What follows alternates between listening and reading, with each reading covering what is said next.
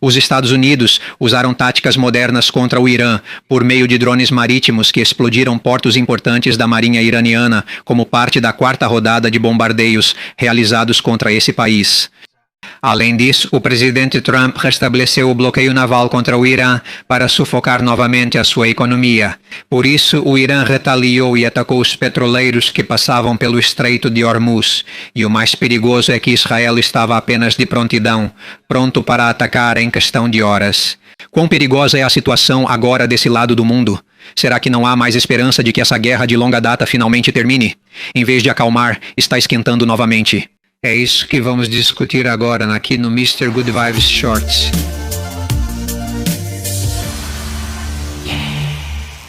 Um novo tipo de arma foi lançado pelos Estados Unidos na guerra atual. 3 barcos com uma única missão: invadir uma das bases navais mais importantes do Irã e explodir junto com o alvo deles.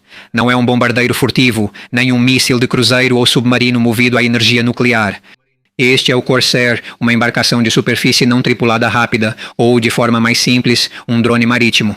De acordo com o Comando Central dos Estados Unidos, 3 drones marítimos Corsair foram usados no ataque a Bandar Abbas. Esta base fica no sul do Irã. Esses veículos não possuem tripulação. Nenhum marinheiro americano precisa pilotar enquanto se aproxima da costa inimiga. Esses são embarcações de ataque sem retorno, barcos criados não para voltar, mas para encontrar o alvo, se aproximar e destruí-lo. Na declaração divulgada pelo CENTCOM, 3 drones marítimos atingiram um submarino iraniano e uma instalação de manutenção de navios dentro de Bandar Abbas.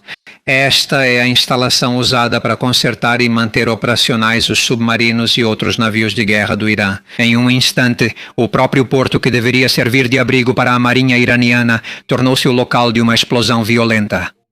Esta operação é histórica porque é a primeira vez confirmada que as Forças Armadas dos Estados Unidos usaram drones marítimos em uma operação de combate. Por muitos anos, os drones aéreos mudaram a forma de travar guerras no ar. Agora, a mesma revolução está chegando à superfície do mar. Os drones marítimos são pequenos em comparação com um destroyer ou porta-aviões, mas é exatamente isso que os torna difíceis de impedir ou detectar. Eles têm um perfil baixo na superfície da água, até mesmo no radar. Não precisam transportar comida, oxigênio ou sistemas de suporte à vida para pessoas. Eles podem ser enviados para áreas muito perigosas para soldados, no meio das defesas costeiras, perto de baterias de mísseis e diretamente dentro de uma instalação naval. Lançados juntos, podem ser coordenados, forçando o inimigo a lidar com ameaças de várias direções. E como não há tripulação para ser resgatada, uma força militar estão mais dispostos a arriscar todo o veículo em troca de um submarino valioso, navio de guerra, instalação de radar ou depósito de combustível. Há também uma mensagem mais sombria nos ataques ao longo de muitos anos. O Irã usou drones baratos e rápidos e pequenos barcos de ataque para desafiar marinhas muito maiores. Mas agora os Estados Unidos trouxeram de volta o mesmo conceito, mais rápido, mais moderno e enfrentando diretamente a frota iraniana. No entanto, a explosão em Bandar Abbas foi apenas o começo. Enquanto a instalação de manutenção de submarinos pegava fogo, explosões também ecoaram em várias partes do sul do Irã. No mar, na costa e no ar, a mais ampla nova ofensiva dos Estados Unidos avançava simultaneamente. Desta vez, não era apenas uma cidade ou base naval que estava na mira. Em 5 horas, ataques de precisão consecutivos atingiram alvos importantes. Instalações militares na costa sul do Irã. De acordo com o Comando Central dos Estados Unidos, a operação foi concluída por volta das 5h45 da manhã, no horário do Irã, na terça-feira, 14 de julho. Isso mostra que, enquanto o dia amanhecia no Irã, os Estados Unidos já bombardeavam suas defesas costeiras havia horas. O Comando Central dos Estados Unidos nomeou oficialmente 6 locais principais: Bushehr, Chabahar, Jask, Konarak, Ilha Abu Musa e Bandar Abbas. Não foi aleatório. Dentre esses locais, Bandar Abbas abriga importantes instalações navais próximas ao Estreito de Hormuz. Jask e Chabahar estão localizados ao longo do Golfo de Omã, onde o Irã pode monitorar ou interceptar navios que se aproximam do Estreito de Hormuz. Konarak possui instalações que apoiam as operações das Forças Armadas iranianas. Enquanto isso, a ilha Abu Musa está localizada no próprio Golfo Pérsico, sendo um posto avançado estratégico que pode ser usado para vigilância por radar, implantação de mísseis e controle do tráfego marítimo. Em Bushehr, onde está localizada uma das maiores instalações nucleares do Irã, moradores relataram várias explosões, enquanto a mídia iraniana também noticiou explosões em Bandar Abbas, Ilha Qishim, Kish e outras áreas costeiras. Os Estados Unidos teriam usado munições navais e aéreas de precisão contra sistemas de defesa costeira, mísseis e bases de drones, posições de radar e outras capacidades marítimas do Irã. Segundo Washington, o objetivo é reduzir a capacidade do Irã de atacar tripulações civis e navios comerciais que passam pelo Estreito de Hormuz. Vale lembrar que a raiz do ressurgimento deste conflito foi o ataque do Irã a navios que passavam pelo referido estreito. Mas em meio aos vídeos de explosões e fumaça densa, surge uma pergunta importante: qual é a real extensão dos danos? Até o momento, ainda não foi divulgado um relatório completo. Uma avaliação de danos verificada de forma independente confirmou que houve ataques em torno de alguns dos locais mencionados. Mas isso não deu de imediato um número claro de instalações e equipamentos militares danificados. Ainda não há número confirmado de vítimas nos 6 principais locais atingidos na última operação dos Estados Unidos. Portanto, ainda não se pode afirmar que não houve mortes, mas também não se pode citar um número que ainda não foi confirmado. Está claro apenas que a luta não terminou quando os bombardeios pararam. Quase ao mesmo tempo que a ofensiva, sirenes de ataque aéreo tocaram no Bahrein. O alerta de mísseis soou 3 vezes em apenas cerca de 5 horas na manhã de terça-feira. O Ministério do Interior ordenou repetidamente ao público que entrasse no local seguro mais próximo enquanto a defesa aérea lidava com as ameaças que se aproximavam. O principal alvo ou área visada da infraestrutura militar americana em Jufair, onde está localizada a sede da Marinha dos Estados Unidos, 5ª Frota, foi reivindicado pelo IRGC, que afirmou ter destruído um radar Patriot e um radar de controle aéreo da 5ª Frota, um sistema de alerta antecipado SERAM e outros equipamentos de comunicação e vigilância. Foi informado que depósitos de combustível pegaram fogo. Mas é importante esclarecer que essas são declarações do Irã. O Bahrein afirmou que suas defesas aéreas interceptaram e destruíram os ataques aéreos iranianos.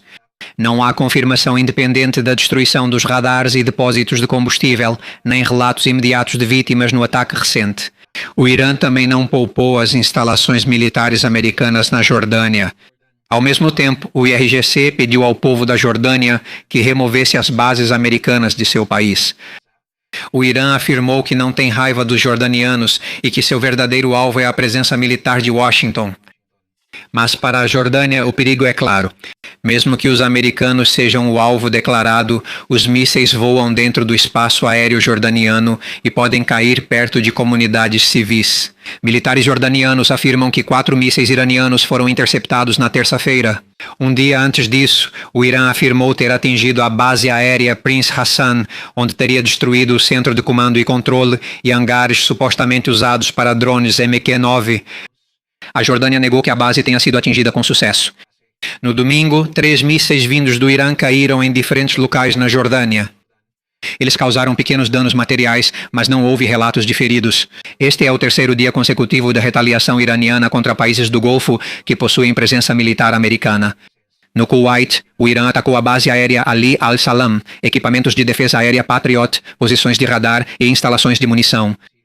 O CENTCOM afirmou que os relatos do Irã sobre danos extensos são mentirosos. No Catar, as defesas aéreas dispararam contra projéteis iranianos em uma interceptação anterior no fim de semana. 3 pessoas, uma delas criança, ficaram feridas pelos destroços. No Omã, o Irã afirmou ter atingido sistemas de vigilância aérea de longo alcance e de radar marítimo ligados aos Estados Unidos. Também há relatos de ataques a instalações em Al-Wusta e Muzandam.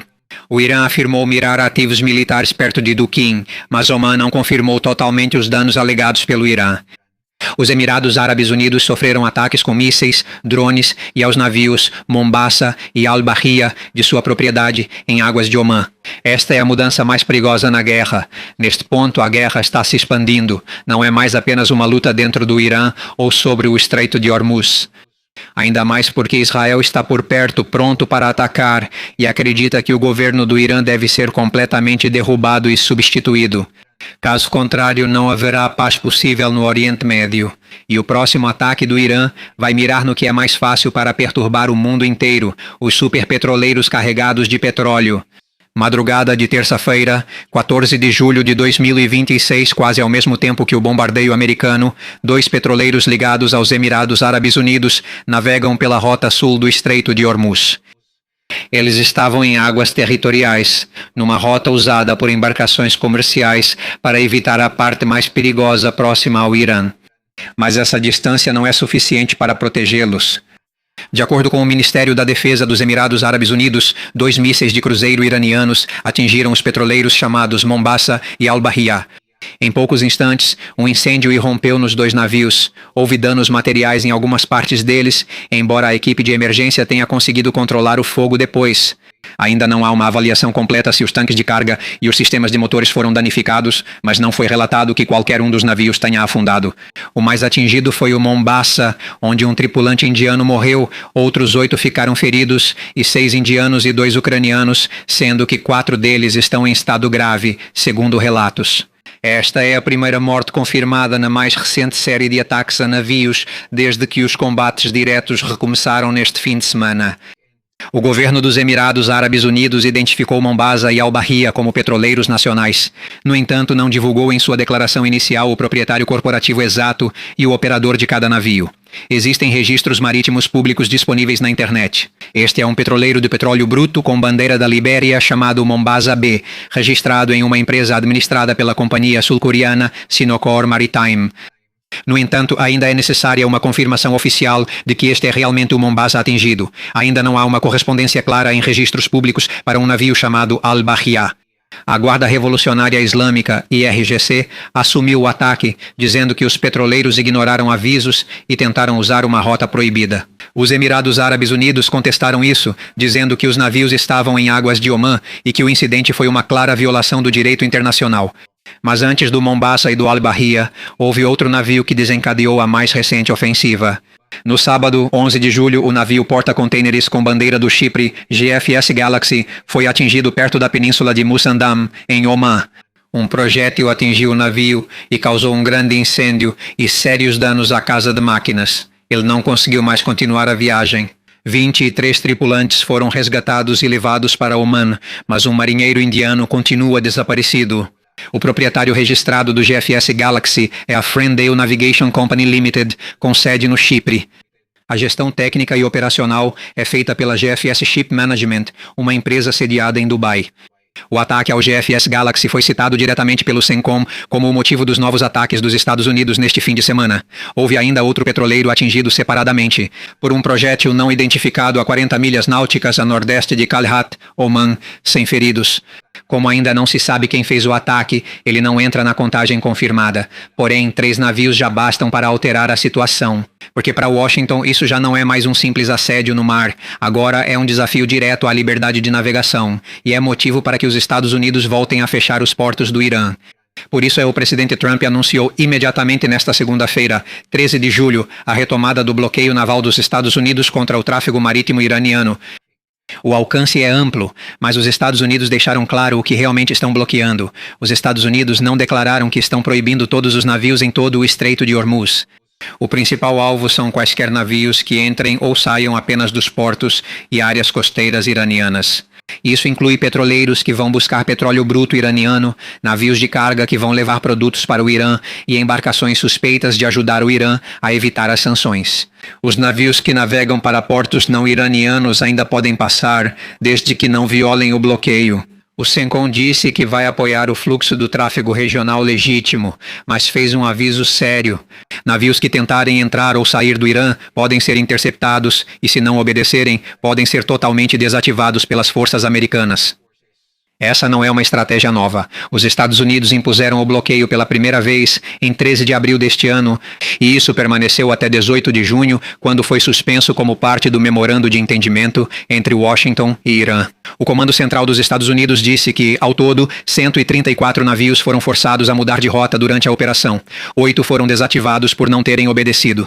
E 42 embarcações humanitárias foram autorizadas a passar. Isso mostrou que a nova ameaça não era apenas conversa. Os Estados Unidos têm um histórico de bloqueios reais e disparos para impedir navios que violam as regras. Mas por que o bloqueio foi restabelecido? Como a calma temporária acabou, o Irã voltou a atacar navios comerciais, o que preocupou Washington. É necessário tirar do Irã a capacidade de lucrar com o mar enquanto ele usa o Estreito de Hormuz como arma. Mas a declaração seguinte de Donald Trump foi ainda mais controversa. Ele declarou que os Estados Unidos agora seriam o guardião do Estreito de Hormuz em troca da chamada proteção. Ele disse que cobraria dos navios cargueiros que passassem pelo estreito um valor equivalente ao próprio estreito, ou seja, o valor total dele. Ainda não está claro como a cobrança será feita, quem exatamente será abrangido e qual mecanismo legal será utilizado. Se isso for implementado, 20% é muito alto e pode encarecer o petróleo, seguro, transporte marítimo e quase todos os produtos que passam pelo Golfo. Para o Irã, o bloqueio é um estrangulamento direto da economia. Segundo dados do Banco Mundial, o valor das exportações iranianas chega a quase um quarto da economia do país. O mais importante aqui é o petróleo e os petroquímicos, que são as principais fontes de moeda estrangeira e de fundos para o governo do Irã. Sem petroleiros próximos aos terminais iranianos não há carregamento de petróleo. Se não houver petróleo para vender, o dinheiro necessário para sustentar a economia e continuar a guerra vai acabar rapidamente. Mas um país que está sendo sufocado nem sempre se rende. Às vezes ele apenas fica mais desesperado e ainda mais perigoso. E no meio do desespero ele leva a guerra para os países onde estão as forças do seu inimigo. E na fase final da crise, o mundo inteiro começou a sentir o choque econômico. O petróleo Brent subiu 9,6 na segunda-feira, seu maior aumento em um único dia desde maio de 2020. Isso aumentou em cerca de 2 na terça-feira e ultrapassou $84 por barril. Quando mais petroleiros recuam, os custos de seguro, transporte marítimo e combustível aumentam. Em seguida, sobem os preços da eletricidade, transporte e alimentos. Mas há mais em jogo do que apenas o preço do petróleo. Basta um míssil atingir uma área residencial lotada, matar muitos soldados americanos ou destruir uma importante instalação petrolífera do Golfo pode mudar a decisão dos Estados Unidos. Ao invés de atacar apenas pelo ar ou pelo mar, enviar as forças terrestres para ocupar totalmente o Irã. O mesmo vale para os países vizinhos no Oriente Médio, que podem se envolver diretamente na guerra. À medida que o mapa dos alvos se expande, o espaço para a diplomacia diminui. E quando esse espaço desaparecer completamente, pode não ser apenas Estreito de Hormuz que vai pegar fogo, mas todo o Golfo Pérsico. Espero que isso não aconteça, porque com certeza o mundo inteiro vai sofrer ainda mais se uma guerra maior surgir no Oriente Médio. Se você gostou deste vídeo, compartilhe com os outros e inscreva-se também. Assista também aos vídeos que estão à direita para gastar ainda mais do seu tempo.